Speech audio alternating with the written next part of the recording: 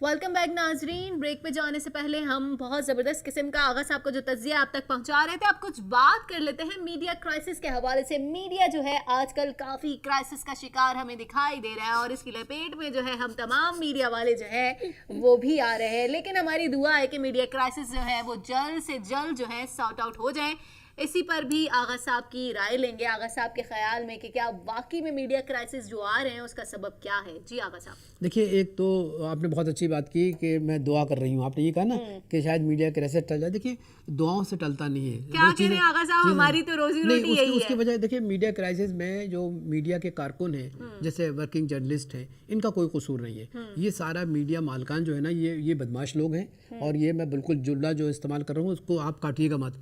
ये बदमाश लोग हैं, इनको कोई गर्ज नहीं है कि रिपोर्टर पे क्या गुजर रही है, सब एडिटर पे क्या गुजर रही है। अपनी जान झोंके में डाल के रिपोर्टर जो है बेचारा फीड लेकर आ रहा होता है, लेकिन एट द एंड उसको कुछ टाइम बाद पता चलता है कि यार ये क्या है। दो मीडिया के मैं लोग जानता हूँ कि जिन्होंने गैर मुल्कियों से ताल्लुकात उस्तवार किए और बाकायदा उनसे पैसे लिए। पैसे लेने के बाद ये है कि पाकिस्तान के ख़िलाफ़ सेमिनार्स करवाए। तो ये वो लोग हैं कि जिनको के मियाँ नवाज शरीफ साहब, उनके पास जो नाजायज़ दौलत थी वो इन मीडिया मालिकान को देते। मैंने अभी आपको बताया प्रोग्राम के इब्तिदा में कि मुझे ये जो तख्त व ताज मिला ये आपकी वजह से मिला है।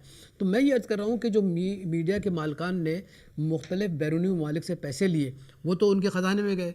अब जब इमरान खान की हुकूमत ने वो सारे नाजायज़ ज़राए बंद कर दिए तो ये किससे बदला लें? हुकूमत से तो ले नहीं सकते, इसलिए कि चोर लोग हैं ये लोग मीडिया मालकान।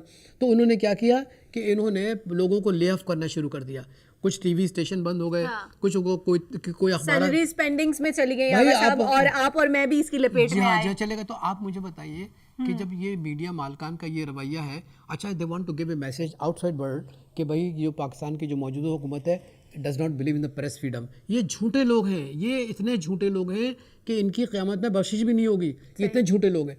बात दरअसल ये है कि इन्होंने अल्ले तल्ले नवाज शरीफ से भी और सरदारी से भी पैसे खूब खाए। और जब पैसे खाए और अब इसके बाद ये कि जब इन्होंने देखा कि इनके जो वो रास्ते थे, जो नाजायज़ रास्ते थे जिनके ज़रिए यानी वो कहेंगे जो खांचे थे, जो खांचे थे वो बंद हो गए। वो लफ्ज़ सही इस्तेमाल किया। अब वो खांचे जो बंद हो गए तो अब वो क्या करें? मतलब they don't have the courage actually to fight with the government because they are corrupt. How a corrupt man can fight a government? तो उन्होंने क्या किया?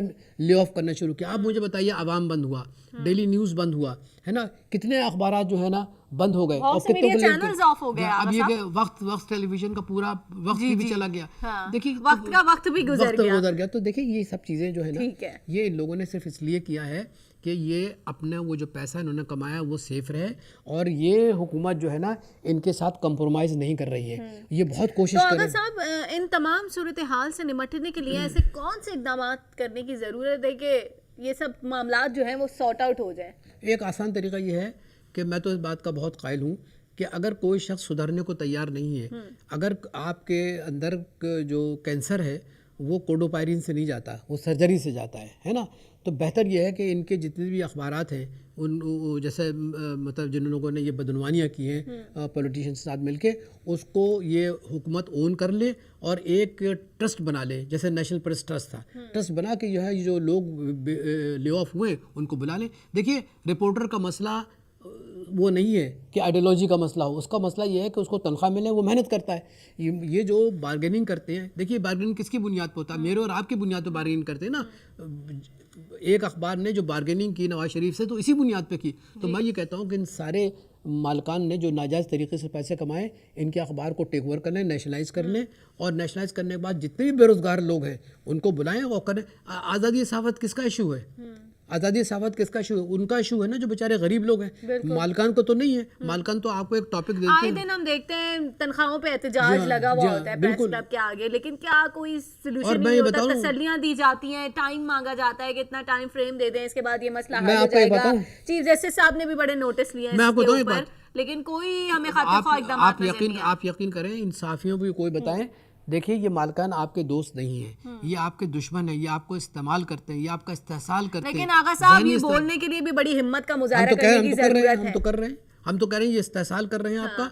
आप खुद एक ऐसी तजवीज़ पेश करें, मैंने तो तजवीज़ पेश कर दी ना, आप उनको टेक ओवर कर लेना अखबारों को, एक उनका एक कंसोर्शियम बना दें, एक बहुत बड़ा ग्रुप बना दें, और ग्रुप बनाने के बाद ये है कि रिपोर्टर का, सब एडिटर का और एडिटर का ये मसला आइडियोलॉजी का नहीं है।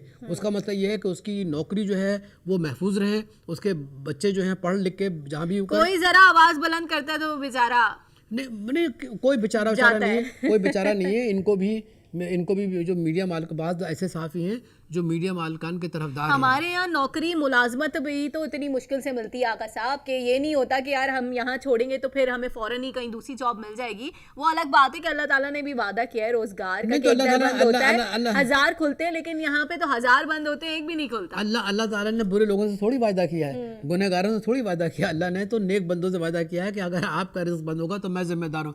अल्लाह मियाँ इन बदमाशों से बात करेगा?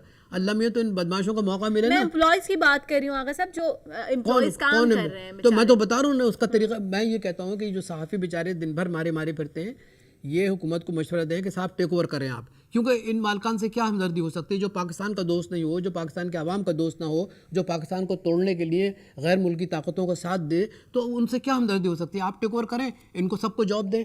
अब ये जो अखबार नवीस है, बात तो इनके मिले हुए ना मालकान से, और वो बिल के बताइए मालकान साहब अब तो अंधेर नगरी चौपट राज ही शुरू हो गया है, इतने ही अखबारात हैं, इतने ही चैनल हैं, तो क्या करें बेचारे। रोजगार के मौके बहुत है, लेकिन सीधी तरह रोजगार मिलता भी तो नहीं है। देखिए बात असल ये है कि हम, अच्छा मिसाल के तौर पर जैसे आपने फरमाया, मैं आपकी बात से इत्तेफाक करता हूँ कि साहब इतने मतलब ये कि चैनल हो गए, आप उनके पूछिए कि भाई आप बताइए कि आपके पास वर्किंग कैपिटल कितना है। क्या अगर आपने 5 करोड़ से एक टीवी स्टेशन बनाया है तो आप ये बताइए क्या 2 साल तक आप सस्टेन कर सकते हैं अपने वर्कर्स को? तो ये चीज़ें भी तो नहीं है ना। सही, इन चीज़ों को, इन मसाइल को हल करने की अशद ज़रूरत है। इसी के साथ ये प्रोग्राम जो अपने इख्तिताम को पहुंचे, अपनी होस्ट कौकब फारूकी को इजाज़त दीजिए। अल्लाह ने के बाद।